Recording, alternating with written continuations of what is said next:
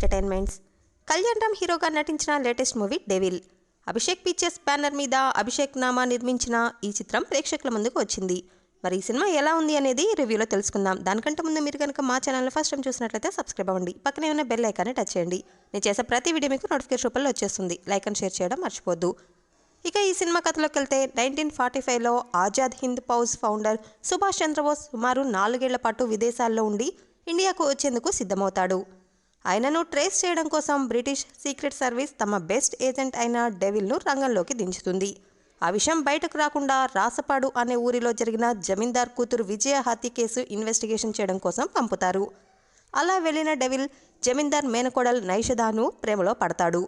ఎలా అయినా బోస్ను అంతమొందించాలని బ్రిటిష్ అధికారులు ప్రయత్నాలు చేస్తుంటే దాన్ని ఆపాలని ఆజాద్ హింద్ ఫౌజ్ ఏజెంట్లు ప్రయత్నిస్తూనే ఉంటారు.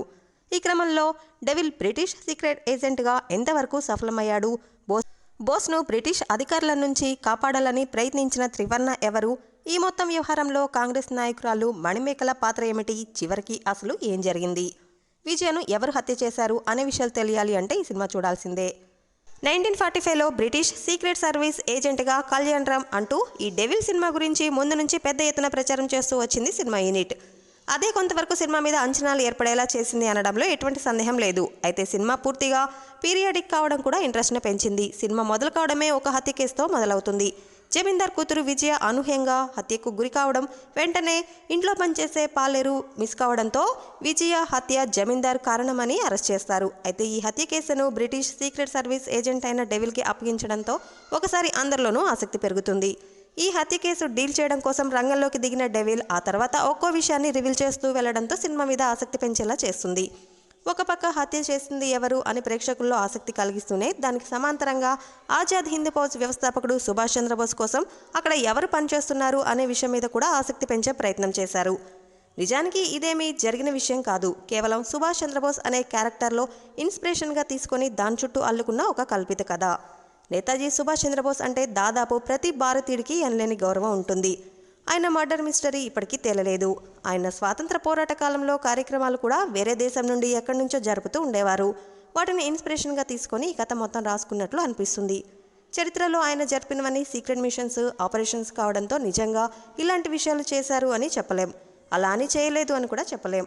అలా జరిగి ఉంటే ఎలా ఉంటుంది అనే ఊహతో రాసుకున్న కథ వినడానికి బాగానే ఉన్నా ఎగ్జిక్యూషన్లో పూర్తి స్థాయి న్యాయం చేయలేకపోయినట్లు అనిపిస్తుంది. స్క్రీన్ ప్లే మీద ఇంకాస్త వర్కౌట్ చేసి ఉంటే బాగుండేది.